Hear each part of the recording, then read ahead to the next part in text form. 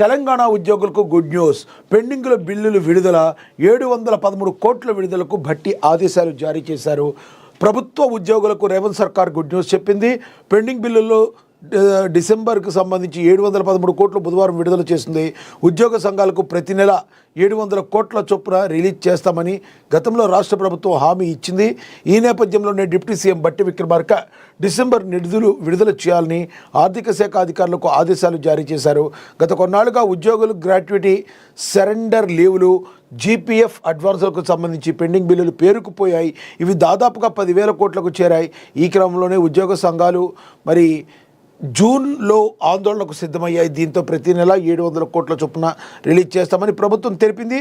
మొదటిసారిగా జూన్ నెలాఖరులోగా 183 కోట్లు రిలీజ్ చేసింది. అనంతరం ఆగస్టు నుంచి 700 కోట్ల చొప్పున రిలీజ్ చేస్తూ వస్తుంది.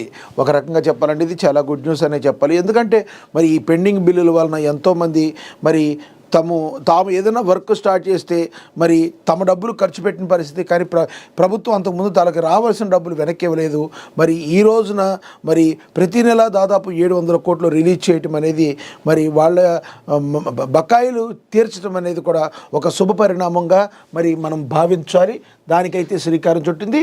మరి బట్టి విక్రమార్క దీని గురించి ఆదేశాలు కూడా జారీ చేయడం జరిగిందని కూడా ఇక ప్రచురించారు.